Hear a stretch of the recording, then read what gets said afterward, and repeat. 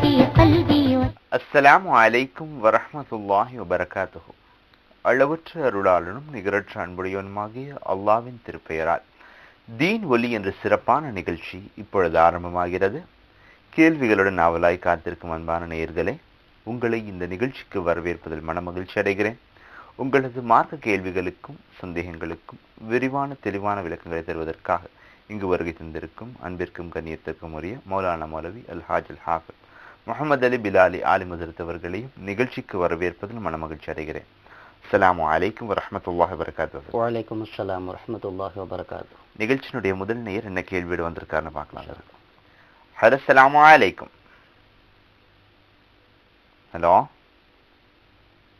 அதாவது நிகழ்ச்சியோட முதல் நேர் வரதுக்கு நான் உங்களிடத்துல ஒரு கேள்வி கேட்கலாம். தற்கொலை செய்து கொண்டவர்கள் பற்றி அந்த கேள்வி இருக்கலாம்னு நினைக்கிறேன். சரி, இப்போ தற்கொலை செய்து கொண்டு வருவது இவர்கள் முஸ்லீம்களாக தான் மரணிக்கிறார்களா, இல்லைன்னா இஸ்லாத்தை விட்டு வெளியேறிடுவாங்களா? அதை பற்றி விளக்கம் கொடுங்களேன். அதாவது தற்கொலை செய்தவர்கள் அப்படிங்கிறவங்க ஒரு பெருங்குற்றத்துக்கு உண்டாகிறவங்க. தற்கொலைங்கிறது இஸ்லாத்துல கூடாது. ஏன் கூடாது அப்படின்னு சொன்னா இந்த உடலை உயிரை கொடுத்தது அல்லாஹ். அதை நம்ம எடுத்துக்கொண்டான உரிமை நமக்கு இல்லை. ரசூலுல்லாஹி ஸல்லல்லாஹு அலைஹி வஸல்லம் என்ன செய்யறாங்கன்னா, அவங்க காலத்துல ஒருத்தர் போர் செஞ்சுக்கிட்டு இருக்கிறார், வீரமாக போர் செஞ்சுட்டு இருக்காரு. சஹாபாக்கள்லாம் என்ன செய்யறாங்க, அவரை பார்த்த உடனே ரொம்ப அற்புதமா போர் செய்யறாங்க, ரொம்ப ஆச்சரியப்படுறாங்க. அப்ப ரசூலுல்லாஹி ஸல்லல்லாஹு அலைஹி வஸல்லம் சொல்றாங்க, இவர் நரகவாசி அப்படின்னு சொல்றாங்க. ஏன் அப்படின்னு சொன்னா, அவரு கொஞ்ச நாள் அந்த போர் செஞ்ச பிறகு அவருக்கு என்ன செய்யுது, சில காயம் ஏற்படுது. அதனால அந்த காயத்தினுடைய வலி தாங்க முடியாம என்ன செஞ்சிடறாருன்னு கேட்டா, அவர் கையில இருக்கிற அந்த ஆயுதத்தை பயன்படுத்தி அவர் தன்னை குத்தி அவர் தற்கொலை பண்ணிக்கிறார். அதனாலதான் ரசூலுல்லாஹி ஸல்லல்லாஹு அலைஹி வஸல்லம் என்ன செய்யறாங்கன்னு கேட்டா நரகவாசி அப்படின்னு சொல்றாங்க.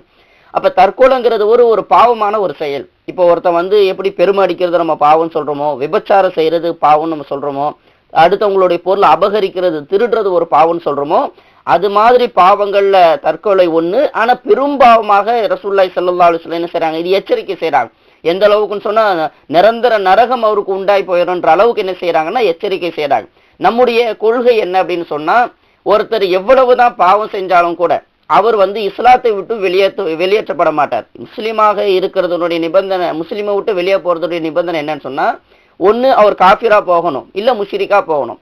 காஃபிரா போறதுன்னா என்ன, இஸ்லாத்தினுடைய சட்ட திட்டங்களை இஸ்லாம் உன்னை கடமையாக்கி இருக்கு, அல்லாஹ் ரசூலும் உன்னை கடமையாக்கி இருக்கிறாங்க.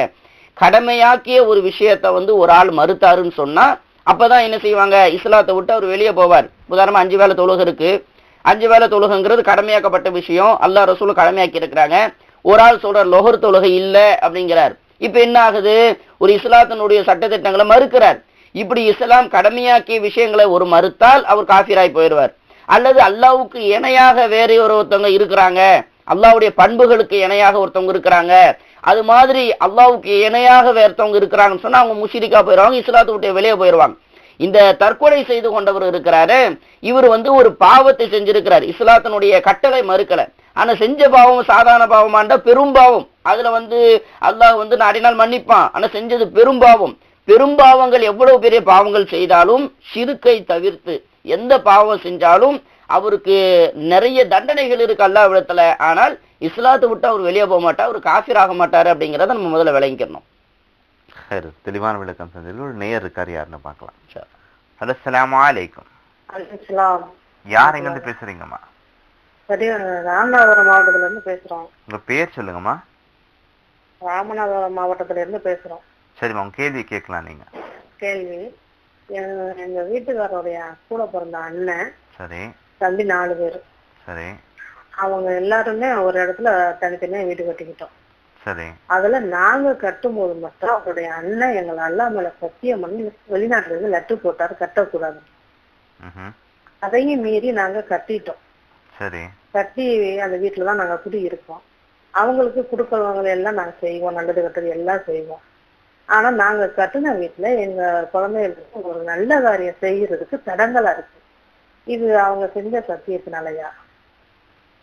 அதுக்கான விளக்கங்கள் வேணும். நிகழ்ச்சி தொடர்ந்து பாருங்க, இன்ஷா அல்லாஹ் அதற்கான விளக்கம் தருவார்கள். இவங்க எல்லாமே இது சத்தியமிட்டு நீங்க அந்த இடத்துல வீடு கட்டக்கூடாதுன்னு சொல்லியிருக்காங்க.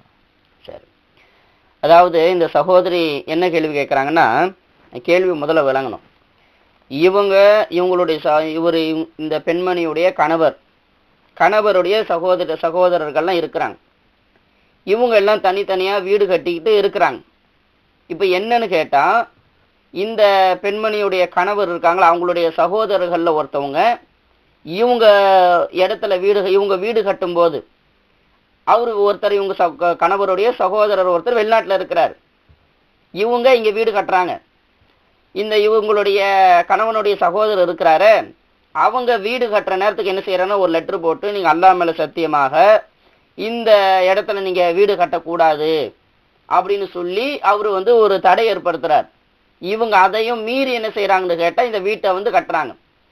இப்ப என்ன பிரச்சனைன்னு கேட்டா, அவர் சத்தியமிட்டு சொல்லியிருக்கிறார், நீ அல்லாஹ் மேல சத்தியமாக வீடு கட்டக்கூடாதுன்னு சொல்லியிருக்கிறாங்க. இவங்களும் இவங்க கணவரும் என்ன செஞ்சிருக்கிறாங்க, இல்ல நாம வீடு கட்டுவோம் அப்படின்னு சொல்லி கட்டியிருக்கிறாங்க. இப்ப இவங்க குழந்தைகளுக்கு ஏதாவது ஒரு நல்ல காரியம் ஏற்படுதுன்னு சொன்னா அது ஒழுங்கா நடக்க மாட்டுது, ஏதாவது ஒரு பிரச்சனை வருது, குடும்பத்துல ஒரு சிக்கல் வருது, நல்ல காரியம் ஒழுங்கா நடக்க மாட்டுதுன்னு சொல்லி இந்த நல்ல காரியம் நடக்காமல் இருக்கிறதுக்கு இவர் செஞ்ச சத்தியம் காரணமாக இருக்குமா அப்படின்னு இவங்க ஒரு கேள்வியை வைக்கிறாங்க. முதல்ல நம்ம ஒரு விஷயத்தை விளங்கணும். சத்தியம் அப்படிங்கிறது முதல்ல என்ன அப்படிங்கிறத ஃபர்ஸ்ட் என்ன செய்யணும், விளங்கணும். அதுக்கப்புறம் இதுல இன்னும் 2-3 விஷயங்களை தெளிவுபடுத்த வேண்டிய சூழ்நிலைகள் இருக்கு. சத்தியங்கிறது என்னன்னு கேட்டா, மார்க்கத்தை பொறுத்த மட்டில அல்லாஹ் மேல மட்டும்தான் சத்தியம் செய்யணும், வேற எந்த பொருள் மேலேயும் சத்தியம் செய்யக்கூடாது. குர்ஆன்ல பாத்தீங்கன்னா அல்லாஹ் பேனாவின் மீது சத்தியம் செய்வான், பல பொருள்கள் மீது, அத்திப்பழத்தின் மீது சத்தியம் செய்வான், ஜெய்துன் எண்ணெய் மேல நான் சத்தியம் செய்வான், சூரியன் சந்திரன் இப்படி எல்லா விஷயங்கள் மீது அல்லாஹ் சத்தியம் செய்வான். ஆனா நம்ம சத்தியம் செய்வதாக இருந்தால் நம்ம ஒன்லி எது மேலதான் சத்தியம் செய்யணும், அல்லாஹ் மேல மட்டும்தான் சத்தியம் செய்ய வேண்டும். அல்லாஹ் மேல அல்லாத மற்றவர்கள் மேல சத்தியம் செய்யக்கூடாது. இது ஒரு பாயிண்ட். அப்படி சத்தியம் செய்யப்படக்கூடிய விஷயம் எப்படி இருக்கணும், உண்மையானதாக இருக்கணும். சரி, எதுக்கு நம்ம சத்தியம் செய்யறோம்னு கேட்டா, சத்தியம் செய்வதன் மூலமாக ஒரு விஷயத்தை உறுதிப்படுத்துறதுக்காக சத்தியம் செய்யறமே தவிர யாரையும் சாபம் விடுறதுக்காக எதுக்காக வேண்டிய சத்தியம் செய்யல. இதுதான் சத்தியத்தினுடைய பாயிண்ட். இது நம்ம விளங்கிக்கணும். இது சத்தியம் செய்யறதுக்குண்டான நோக்கம்.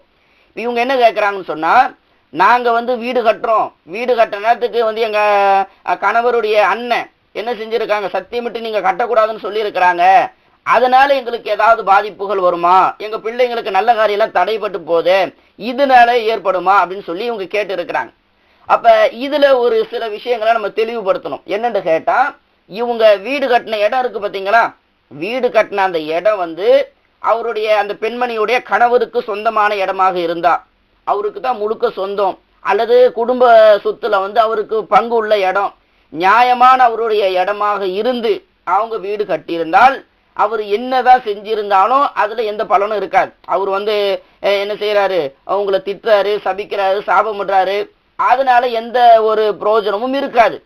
ஆனா ஒரு கால் நீங்க வீடு கட்டின அந்த பெண்மணி வீடு கட்டின அந்த இடத்துல ஒரு ஜான் அளவுக்காவது அல்லது ஒரு இம்முனி ஒரு விரல் நுனி அளவுக்காவது அவருக்கு பங்கு இருந்து, யாருக்கு, உங்களுக்கு சத்தியமிட்டு சொன்னாரு நீங்க வீடு கட்டக்கூடாதுன்னு, அவருக்கு பங்கு இருந்து அவருடைய இடத்துல உரிமைன்னு சொன்னா நீங்க அப்படியே 3 சென்ட் அவருக்கு அப்படி வழங்கக்கூடாது, ஒரு ஜான் அளவுக்கு அவருடைய இடமாக இருந்து அநியாயமான முறையில் அவருடைய இடத்துல நீங்க கட்டுறீங்கிற பேர்ல என் இடத்துல நீங்க எப்படி கட்டலான்னு சொல்லி நீங்க கட்டக்கூடாதுன்னு அவர் வெளிநாட்டுல இருந்து லெட்டர் அனுப்பியிருந்து அதையும் மீறி நீங்க அவருடைய இடத்துல கட்டுவதாக இருந்தால் அவர் பாதிக்கப்பட்டவர். அவருடைய இடத்துல நீங்க என்ன செஞ்சிருக்கீங்க, கட்டிருக்கீங்க. ரசூலுல்லாஹி ஸல்லல்லாஹு அலைஹி வஸல்லம் சொல்லுகிறார்கள், ஒரு ஜான் அளவுக்கு நீங்க ஏமாத்தினாலும் கூட, ஒரு ஜான் அளவுக்கு நீங்க ஒரு இடத்த ஒரு மோசடி பண்ணீங்கன்னா கூட அல்லாஹ் மறுமையில கடுமையாக அவரை பிடிப்பான் ரசூலுல்லாஹி ஸல்லல்லாஹு அலைஹி வஸல்லம் என்ன செய்றாங்க, எச்சரிக்கை செய்றாங்க. அப்ப அந்த அடிப்படையில அவருடைய நிலத்தை நீங்க அபகரிச்சிருந்து அவர் அதை மனம் வருந்தி அவர் ரொம்ப வருத்தப்பட்டு வேதனைப்பட்டு உங்களுக்கு எதிராக அவர் துஆ செஞ்சிருந்தால் அவருடைய இடத்தை நீங்க அபகரிக்கிறதுனா எவ்வளவு, முழு இடம் கூட இல்ல, ஒரு ஜான் அளவுக்கா கூட இருக்கட்டும், அவருடைய இடத்தை நீங்க அபகரிச்சு அதனால அவர் வேதனைப்பட்டு உங்களுக்கு பதுவா செஞ்சிருந்தால், உங்களுக்கு உங்க மேல சாபம் இட்டு இருந்தால் அவர் அநீதம் இழைக்கப்பட்டவர். ரசூலுல்லாஹி ஸல்லல்லாஹு அலைஹி வஸல்லம் சொல்றாங்க, அல்லாஹ்விடத்துல திரை இல்லாமல் ஏற்றுக்கொள்ளப்படக்கூடிய துவாக்கள்ல ஒரு ஆள் யாருன்னு சொன்னா அநீதம் இழைக்கப்பட்டவருடைய துவா. அப்ப அநீதம் இழைக்கப்பட்டவர் அல்லாஹ்விடத்துல மன்றாடுகிற பொழுது, அல்லாஹ் என்னுடைய உரிமையை அவங்க பாதிச்சுட்டாங்க, அவங்களுக்கு நீ அப்படி செய், ஒரு நல்ல முஃமினான பண்பு அப்படி செய்யக்கூடாது, அடுத்தவங்களுக்கு சாபமிடக்கூடாது. ஆனால் அப்படி அல்லாஹ்விடத்துல மன்றாடி துவா கேட்கிற பொழுது சில நேரங்கள் என்ன செஞ்சிருவான், அல்லாஹ் ஏற்றுக்கொள்வான். அதன் அடிப்படையிலும் உங்களுக்கு ஏதாவது சில பாதிப்புகள் அவருடைய அப்படி பதுவானாலையும் ஏற்பட்டிருக்கலாம். ஒண்ணு. இல்ல எங்களுக்கு சொந்தமான நியாயமாக எங்களுக்கு கிடைத்த அந்த இடத்துல தான் நாங்க கட்டணும், அதுல அவருக்கு சம்பந்தமே இல்ல, எங்க வளர்ச்சியை பிடிக்காம தான் அவர் அப்படி செஞ்சாரு அப்படின்னு சொல்றதாக இருந்தால் அதனால என்ன செய்யாது, உங்க வீட்டுல வரக்கூடிய சிரமங்களும் கஷ்டங்களுக்கும் அதனால எந்த பாதிப்புகளும் வராது. அப்ப வரக்கூடிய சிரமங்கள் நல்ல காரியங்கள்லாம் தடைபட்டு போதேன்னு சொன்னா அல்லாஹ் வந்து சில நேரங்கள்ல உலகத்துல என்ன செய்வான், உள்ள மக்களுக்கு சிரமத்தை கொடுப்பான். சிரமத்தை அல்லாஹ் எப்படி கொடுப்பான்னா 2 வகையாக கொடுப்பான். ஒரே எக்ஸாம் தான், நம்ம வந்து 2 வகையா கொஸ்டின் பேப்பர் வருமா இல்லையா, அப்ப காலாண்டு எக்ஸாம் இருக்கு, அரையாண்டு எக்ஸாம் இருக்கு, அல்லது வந்து 10th பப்ளிக் இருக்குன்னு வைங்களேன், மே மாசம் ஒரு எக்ஸாம் வைப்பான், அதே போல வந்து ஏப்ரல் மாசம் ஒரு எக்ஸாம் நடக்கும், அக்டோபர் மாசம் எக்ஸாம் நடக்கும். ஏப்ரல் மாசம் எக்ஸாம் கொஸ்டின் பேப்பர் கஷ்டமா இருக்கும், அக்டோபர் எக்ஸாமுடைய கொஸ்டின் பேப்பர் சில நேரங்களில் ஈஸியா இருக்கும். இப்படி மாறி மாறி வித்தியாசமான கேள்வி பதில் தாள்கள் வந்து நம்மளை சோதிக்கிறாங்களா இல்லையா, அது மாதிரி அல்லாஹ் என்ன செய்வான்னு கேட்டா சோதனைகளை 2 வகையா வச்சிருக்கிறான். ஒண்ணு வந்து நமக்கு சிரமத்தை கொடுத்து அல்லாஹ் சோதிப்பான், நமக்கு கஷ்டத்தை கொடுத்து அல்லாஹ் சோதிப்பான், நல்ல காரியங்களை தடை ஏற்படுத்தி சோதிப்பான், வியாபாரங்கள்ல நஷ்டத்தை கொடுத்து சோதிப்பான், அதே போல வந்து சந்தோஷமான நிகழ்வுகளை குறைச்சு அல்லாஹ் சோதிப்பான். இது ஒரு வகையான சோதனை. எப்படி கஷ்டமான கொஸ்டின் பேப்பரை கொடுத்து டெஸ்ட் பண்றது. சில நேரங்கள்ல அல்லாஹ் எப்படி சோதிப்பான்னு கேட்டா நல்ல செழிப்பை கொடுத்து சோதிப்பான், நிறைய பணத்தை கொடுத்துருப்பான், நல்ல ஆடம்பரமாக வாழக்கூடிய சூழ்நிலையை கொடுத்து என்ன செய்வான் அல்லாஹ் சோதிப்பான், நல்ல மோகமாக வாழக்கூடிய அளவுக்குண்டான செல்வ செழிப்புகளை நல்ல வியாபார அமைப்புகளை கொடுத்து என்ன செய்வான் அல்லாஹ் சோதிப்பான். வியாபாரத்தை நல்லா கொடுக்குறான், பணத்தை நிறைய கொடுக்குறான்னா அல்லாஹ் நம்மளை பொருந்திக்கிட்டாரு வழங்கக்கூடாது, அதை வைத்தும் அல்லாஹ் சோதிக்கிறான். இது எப்படி ஈஸியான கொஸ்டின் பேப்பர் கொடுத்து டெஸ்ட் வைக்கிறாங்களா இல்லையா, அது மாதிரி நம்ம விளங்கிக்கணும். அப்ப வந்து அல்லாஹ் வந்து நமக்கு வந்து ஒரு நல்ல காரியத்தை தடை ஏற்படுத்துறான்னு சொன்னா அதை அந்த சோதனைகளுக்கு நம்ம வெற்றி கண்டுட்டோம்னு சொன்னா மறுமையில நல்ல கூலி இருக்கு. அதனால இந்த பதில நம்ம இந்த கேள்விக்குண்டான பிரச்சனைக்குண்டான பதில் நம்ம எப்படி வழங்கணும்னு கேட்டா, நீங்க அடுத்தவருடைய நிலத்தை அபகரித்திருந்தால் அந்த அபகரிப்பின் மூலமாக அவர் ஏதாவது பதுவா செஞ்சிருந்தால் அதன் மூலமாகவும் உங்களுக்கு ஏற்பட வாய்ப்பு இருக்கு. அதனால நீங்க என்ன செய்யணும்னு கேட்டா அவரிடத்துல மன்னிப்பு கேட்டு எங்களுக்கு நல்ல விதமாக நீங்க துவா செய்யுங்கன்னு சொல்லி வாங்கி இருக்கணும். அல்லது உங்களுக்கு அப்படி எதுவுமே இல்லை, நாங்க நியாயமாகத்தான் நடந்தோம் அப்படின்னு உறுதியாக தெரிந்தால் இது இறைவனுடைய சோதனைன்னு சொல்லி நீங்க விளைக்குங்க. இறைவனுடைய சோதனைக்கு ஒரு ரிலீஃப் இருக்கு. ஏன்னா அல்லாஹ் குர்ஆன்ல சொல்ற இன்னமல் உஸ்ரி யுஸ்ரா, கஷ்டத்தோடு தான் லேஸ் இருக்கு அப்படின்னு சொல்றான். ஒரு இடம் மேடுன்னு நம்ம சொல்றதா இருந்தா அதுக்கு முன்னாடி என்ன இருக்கும், பள்ளம் இருக்கும். பள்ளம் இருந்த பிறகுதான் மேடு வரும். ஒரு இடத்த பள்ளம் நம்ம சொல்றதா அதுக்கு முன்னாடி எப்படி இருக்கும், மேடு இருக்கும். அப்படி இல்லைன்னா சமமான பகுதின்னு தான் நம்ம சொல்லுவோம். பள்ளம்னு நம்ம எப்ப சொல்லுவோம்னு கேட்டா அதுக்கு முன்னாடி மேடுன்னு ஒண்ணு இருக்கும். மேடுன்னு ஒண்ணு எப்ப சொல்லுவோம்னு கேட்டா அதுக்கு முன்னாடி பள்ளம்னு ஒண்ணு இருக்கும். அது மாதிரி அல்லாஹ் சொல்றான் சிரமத்தோட உங்களுக்கு வந்து லேஸ் இருக்கு. இப்ப அல்லாஹ் நமக்கு ஒரு சோதனை சிரமத்தை கொடுக்குறான்னா பின்னாடி ஒரு லேசை வச்சிருக்கான்றதை நம்ம என்ன செய்யணும், சூசகமாக விளங்கி கொள்ள வேண்டும். அதனால வந்து உங்களுக்கு நீங்க நியாயமான முறையில நடந்திருந்தால் உங்களுக்கு ஏற்படக்கூடிய சிரமங்கள் கஷ்டங்கள் சுபகாரியங்கள் தள்ளி போகப்படுறது அல்லது அதுல சிக்கல்கள் ஏற்படுறது வந்து அல்லாஹ் கொடுக்கிற சோதனை. அதற்குண்டான கூலியை நிச்சயமாக அல்லாஹ் இன்ஷா அல்லாஹ் வருங்காலத்துல உங்களுக்கு தருவான் என்பதை நீங்க முதல்ல விளங்கி கொள்ளணும். மிக அழகான விளக்கம் தந்தீர்கள். நிகழ்ச்சியினுடைய அடுத்த நேரம் என்ன கேள்வியோட இருக்காருன்னு பார்க்கலாம். அஸ்ஸலாமு அலைக்கும். ஹலோ ஹலோ ஹலோ அஸ்ஸலாமு அலைக்கும். அஸ்ஸலாமு அலைக்கும். வலைக்கும் சலாம். உங்க டிவி வால்யூம் கம்பேர் பண்ணுங்கம்மா. இந்த நீங்க பயான் பண்றீங்களே உங்க டிவி வால்யூம் கம்பேர் பண்ணிட்டீங்களா? நேருடைய அழைப்பு துண்டிக்கப்பட்டு விடுது. நிகழ்ச்சியினுடைய அடுத்த நேர் யார் இருக்கான்னு பார்க்கலாம். அடுத்த நேர் வர்றதுக்கு முன்னாடி இதை பத்தி பேசிட்டு இருந்தோம், தற்கொலைகளை பத்தி. அதாவது இப்ப முஸ்லீமா தான் இருக்காங்கன்னு நீங்க சொல்லிட்டீங்க சார். அவங்களுக்கு ஜனாசா தொழுகையும் இருக்கு, முஸ்லீமா தான் இருப்பாங்கன்னு சொல்றீங்க. ஆனா ஹதீஸ்கள்ல வரும்போது தற்கொலை செய்து கொண்டவர்கள் நிரந்தர நரகம் இருக்குன்னு சொல்றாங்களே, அதை பத்தி சொல்லுங்களேன். அதாவது நபிகள் நாயகம் ஸல்லல்லாஹு அலைஹி வஸல்லம் அவங்க எப்படி ஒரு எச்சரிக்கை சொல்றாங்கன்னு சொன்னா, இந்த தற்கொலை செய்தவங்களுக்கு வந்து நிரந்தரமான நரகம் ஹாலிதன் அப்படின்லாம் சொல்றாங்க. ஹாலிதன்னா நிரந்தரமாக அவருக்கு வந்து நரகமா போயிடும் அப்படின்னு ரசூலுல்லாஹி ஸல்லல்லாஹு அலைஹி வஸல்லம் சொல்லி காட்டுகிறார்கள். நமக்கு உள்ள நம்ம இஸ்லாமிய கொள்கை என்னன்னு கேட்டா, இஸ்லாமியர்களாக இருக்கிறவங்க வந்து என்ன செய்ய மாட்டாங்க, இஸ்லாமியர்களாக ஒருத்தவங்க மௌத்தா போயிட்டாங்கன்னு சொன்னா முஸ்லிமுன்னு தெரிஞ்சு கன்ஃபார்ம் ஆயிட்டாங்கன்னா அவங்க செஞ்ச பாவங்களுக்கு வந்து நரகத்துக்கு போவாங்க. ஆனால் நரகத்துல நிரந்தரமா இருக்க மாட்டாங்க. அவங்க என்ன செஞ்சிருவாங்க, சொர்க்கத்துக்கு போயிடுவாங்க. ஒருத்தர் இறந்தவர் வந்து முஸ்லீம் அப்படிங்கிற அடிப்படையில தான் அவருக்கு நம்ம ஜனாசா தொழு வைப்போம். காஃபிர்னா ஜனாசா தொழு வைக்க மாட்டோம். முஸ்லீமாக இருந்தால் மட்டும்தான் அவருக்கு நம்ம தொழு வைப்போம். அப்ப ரசூலுல்லாஹி ஸல்லல்லாஹு அலைஹி வஸல்லம் ஜனாசா தொழுவை வந்து இல்லைன்னு சொல்லல, தொழு வைக்க மாட்டேன்னு சொல்லியிருக்காங்கிறதுனால அவர் முஸ்லீம்னு விளங்குது ஒரு விஷயம். ரெண்டாவது வந்து அவர் பாவம் செஞ்சிருக்கிறாரே தவிர வந்து ஷிர்கையோ குஃப்ரியோ உண்டாக்கக்கூடிய பாவத்தை செய்யல, ரெண்டாவது பாயிண்ட். அப்ப அவர் முஸ்லீமாக மரணிச்சிருக்கிறாருங்கிறதுனால அவருக்கு சொர்க்கம் அப்படின்னு நம்ம சொல்றோம். இதுல வந்து ரசூல்ல நிரந்தர நரகம் சொல்லியிருக்கிறாங்களே, அது எந்த அடிப்படையிலன்னு கேட்டா, நிரந்தரமாக அப்படின்னு சொன்னா ஒரு நீண்ட காலத்தை குறிக்குது. காலிதன்னா ரொம்ப நீண்ட காலமாக.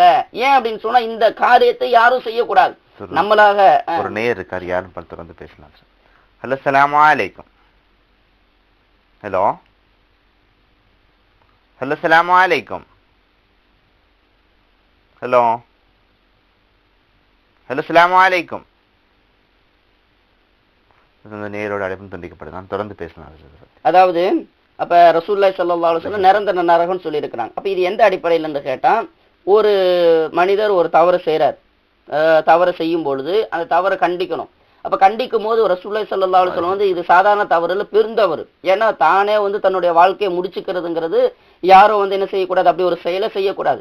அப்ப அப்படி ஒரு செயல் இன்னொரு நபருக்கு வரக்கூடாது அப்படிங்கிறத கடுமையாக எச்சரிக்கிறதுக்கு ரசூலுல்லாஹி ஸல்லல்லாஹு அலைஹி வஸல்லம் என்ன பயன்படுத்துறாங்கன்னா, இது மாதிரி நீங்க வந்து செஞ்சிட்டீங்கன்னு சொன்ன நரகத்தில் ரொம்ப நீண்ட காலமாக இருப்பீங்க. நீண்ட காலம் சொன்னா ரொம்ப நாள், நீடித்த நாள் இருப்பீங்க.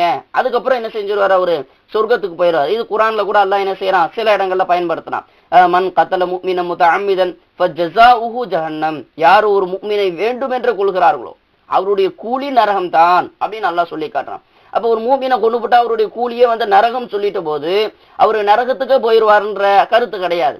அப்ப வந்து நரகத்துல நீண்ட நாள் கிடப்பாரு. மற்ற பாவங்கள்ல என்ன தண்டனையோ அதை விட இதுக்கு ஒரு கடுமையான தண்டனை இருக்குங்கிறத ஒரு எச்சரிக்கை வார்த்தைக்காக என்ன செய்வாங்க, சில பேர் வந்து இப்படி பயன்படுத்தக்கூடிய வழக்கத்துல வந்து நம்ம இருக்கு. நம்ம கூட சொல்லுவோம், நீ பாரு நிரந்தரம் சில ஏதாவது ஒரு தவறு பண்ணிட்டான்னு சொன்னா, நீ பாரு எப்பவுமே நல்லாவே இருக்க மாட்டேன்னு சில பேருக்கு சாப்பிடுவோம். நீ நிரந்தரமா சந்தோஷமா இருப்பேன்னு சில பேருக்கு வந்து துவா செய்வோம். ஆனா அது நடைமுறையில சாத்தியமாண்டா சாத்தியம் இல்லை. எல்லாருமே எல்லா நேரத்துல சந்தோஷமாக இருப்பாங்கன்னு சொல்லி சாத்தியம் இல்லை. நிரந்தரமாக சந்தோஷமாக இருக்கணும்னு சொன்னா அதுக்கு ஒண்ணு நோய் வராம இருக்கணும், அதே போல நமக்கு வேற எந்த பண கஷ்டங்கள் சிரமங்கள் வராம இருக்கணும். அப்ப நம்ம ஒரு ஆள் சொல்லும் போது என்ன செய்வாங்க, இனிமேல் நான் இனிமேல் ஒருத்தருக்கு ஒரு பெரிய ஒரு 10 கோடி வந்து கிடைச்சிருச்சுன்னு வைங்களேன், இனிமேல் என் லைஃப்ல பிரச்சனையே இல்லை, நிரந்தர சந்தோஷம் தான் அப்படின்னு அவர் சொல்லுவார். எதை வச்சு சொல்லுவாருன்னு கேட்டா, பெரும்பகுதி அவருக்கு அப்படி இருக்கும். ஆனா சில நேரங்கள்ல சிரமப்படுவார். இது நம்ம வழக்கத்துல பயன்படுத்தக்கூடிய ஒரு வார்த்தை. என்னன்னு கேட்டா, ஒரு விஷயத்தை மிகைப்படுத்தி நீண்டதாக சொல்லி காட்டணும், ஒரு மிகைப்படுத்தி சொல்லணுங்கிற பொழுது இப்படி நம்ம வழக்கத்துல வந்து நிரந்தரமாக எப்பவுமே அப்படிங்கிற வார்த்தையை நம்ம பயன்படுத்துவோம். அப்ப அந்த அடிப்படையில இவர் நரகத்துக்கு போறாருங்கிற இந்த விஷயம் வந்து சாதாரண விஷயம் இல்லை. இவர் செய்யக்கூடிய காரியங்கள் சாதாரண காரியங்கள் நீங்க செஞ்சு போட்டீங்கன்னா அல்லாஹ் கடுமையா அந்த விஷயத்தை வந்து எதிர்கொள்றான், உங்களை நரகத்துல கடுமையான வேதனைகள் அல்லாஹ் வந்து கொடுக்குறாங்கிறத எச்சரிக்கிறதுக்காக இப்படி ஒரு வார்த்தையை ரசூலுல்லாஹ் பயன்படுத்தியிருக்காங்க. அப்ப அதனாலதான் அவருக்கு ஜனாசா தொழுகை இருக்கு. இப்ப ஜனாசா தொழுகை வந்துருச்சு, அவர் முஸ்லிம்ன்ற நிலைக்கு வந்துருவாரு. எப்ப முஸ்லிமின் வந்துருவார்களோ அப்ப அவருக்கு சொர்க்கத்துக்கு போவாங்க. ஆனா லேட் ஆகும், தாமதமாகும். இவர் கடுமையான வேதனைகளை அனுபவிச்சுப்பட்ட பிறகுதான் என்ன செய்வாங்க, சொர்க்கத்துக்கு போவாங்க. அதுதான் அந்த ஹதீஸுடைய விளக்கம். நேர் இருக்காரு, யாருன்னு பார்க்கலாம். ஹலோ, அஸ்ஸலாமு அலைக்கும். ஹலோ, அஸ்ஸலாமு அலைக்கும். வலைக்கும் சலாம். யார் எங்க இருந்து பேசுறீங்கம்மா? கோயம்புத்தூர்ல இருந்து நஸ்ரீன் பேசுறோம். சரிம்மா, கேள்வியை கேட்கலாமா நீங்க? தஹஜ்ஜுத் தொழுகை எத்தனை ரக்காத்து, எப்படி தொழுகிறது? சரிம்மா, நிகழ்ச்சியை தொடர்ந்து பாருங்க, இன்ஷா அல்லாஹ் இதற்கான விளக்கத்தை தருவார் அவர்கள். அதாவது இந்த சகோதரி என்ன கேட்குறாங்கன்னா, தஹஜ்ஜுத் தொழுகை வந்து எத்தனை ரக்காத்து அப்படின்னு சொல்லி கேட்குறாங்க. இந்த தஹஜ்ஜுத் தொழுகை அப்படிங்கிறது என்ன அப்படின்னு கேட்டால், நம்ம ஃபஜர் தொழுகைக்கு முன்னாடி, ஃபஜர் தொழுகையுடைய நேரம் வர்றதுக்கு முன்னாடி இரவனுடைய அந்த கடைசி பகுதியில் நம்ம தொழக்கூடிய தொழுகை தான் தஹஜ்ஜுத் தொழுகை. அது நமக்கு தெரியும். இது வந்து நபிகள் நாயகம் ஸல்லல்லாஹு அலைஹி வஸல்லம் அவர்களுக்கு கடமையாக்கப்பட்டிருந்தது. ஆனால் வந்து நமக்கு என்னது, அது நஃபிலான வழக்கம் தான். விரும்பவர் செய்து கொள்ளலாம், இல்லைண்டா வந்து என்ன செய்யலாம், செய்தால் நன்மை. அந்த நேரத்தில் துவா கேட்கிற பொழுது அல்லாஹ் வந்து என்ன செய்யறான், அதை நமக்கு அங்கீகரிக்கிறான். இப்போ இதில் என்ன செய்துன்னு இவங்க என்ன கேட்குறாங்கன்னா, தஹஜ்ஜுத் தொழுகை எத்தனை ரக்காத்து அப்படின்னு சொல்லி கேட்குறாங்க. தஹஜ்ஜுத் தொழுகையில குறைஞ்சபட்சம் என்ன செய்யலாம், 2 ரக்காத்து வரைக்கும் நம்ம என்ன செய்யலாம், தொழுகலாம். அதே போல ஆயிஷா ரலியல்லாஹு அன்ஹா அவங்க சொல்றாங்க, புகாரியில் அறிவிக்கப்படுகிறது, நபிகள் நாயகம் ஸல்லல்லாஹு அலைஹி வஸல்லம் அவர்களுக்கு ரமலானிலும் ரமலான் அல்லாத மாதங்களிலும் 8 ரக்காத்து தொழக்கூடியவர்களாக இருந்தார்கள் அப்படின்னு சொல்லியும் வரக்கூடிய ஒரு செய்தியை நம்ம பார்க்கிறோம். அப்ப தஹஜ்ஜுத் தொழுகைங்கிறது வந்து 2 ரக்காத்தாக நம்ம விரும்பிய அளவுக்குண்டான ரக்காத்துகளை நம்ம தொழுது கொள்ளலாம். குறைந்தபட்சம் வந்து என்ன செய்யறது, அதனுடைய அளவு வந்து 2 ரக்காத். அப்ப 2 ரக்காத்தை நம்ம தொழலாம். அல்லது வந்து நம்ம விரும்பினா வந்து என்ன செய்யலாம், ஒரே சலாம்ல 4 ரக்காத்தாக தொழலாம். அது நம்முடைய விருப்ப தொழுகை அப்படிங்கிறது அடிப்படையில நம்ம எத்தனை ரக்காத் விரும்புகிறோமோ அத்தனை ரக்காத் தொழுறோம். குறைந்தபட்ச அளவுங்கிறது வந்து 2 ரக்காத். அந்த தொழுகையை நம்ம தொழு வந்து அல்லாஹ்விடத்துல துஆ கேட்கறது மூலமாக அந்த தஹஜ்ஜுத்தினுடைய நேரங்கள்ல அல்லாஹ் வந்து முதல் வானத்துக்கு வருகிறான். அது இரவு நேரங்களில் பொதுவாக அல்லாஹ் முதல் வானத்துக்கு வழங்கி நம்முடைய தேவைகள் ஏதாவது இருக்கான்னு கேட்குறான். அதனால அந்த நேரங்களில் நம்ம தொழுகிற பொழுது என்ன செய்யணும், அதிகமான நன்மைகளும் அல்லாஹ்விடத்துல துவா உடனே அங்கீகரிக்கப்படக்கூடிய தௌஃபீக்கும் நமக்கு கிடைக்குது. ரெண்டாவது வந்து இதனுடைய தொழுகை வித்தியாசம்லாம் இல்லை. நம்ம எப்படி வந்து நார்மலாக ஒரு 2 ரக்காத்து தொழுவோமோ அது மாதிரி அமைப்பில் தொழுகை முறையை அமைச்சு கொள்ளலாம். அதில் எந்த ப்ராப்ளமும் கிடையாது. மிக தெளிவான விளக்கம் தந்தீர்கள். நிகழ்ச்சியினுடைய நிறைவு கட்டத்துக்கு வந்துட்டோம். அன்பார்ந்த நேயர்களே, பல சிறப்பான கேள்விகளை முன்வைத்தீர்கள். ஹஜரத் அவர்களும் தெளிவான அழகிய விளக்கங்களை தந்தார்கள். இந்த நேரத்தில் நம்முடைய மனமார்ந்த நன்றிகளை அவர்களுக்கு தெரிவித்துக் கொள்கிறோம். ஜஸாக்குமுல்லாஹ் ஹைர். ஹஜரத், எவற்றை எல்லாம் கேட்டோமோ அவற்றின்படி அமல் செய்ய வல்ல அல்லாஹ் நம் அனைவருக்கும் தௌஃபீக் செய்வானாக. இன்ஷா அல்லாஹ் மீண்டும் மற்றொரு நிகழ்ச்சியில் உங்களை சந்திக்கும் வரை உங்களிடமிருந்து விடைபெற்றுக் கொள்கிறோம். அஸ்ஸலாமு அலைக்கும் வரஹ்மத்துல்லாஹி வபரகாத்துஹு.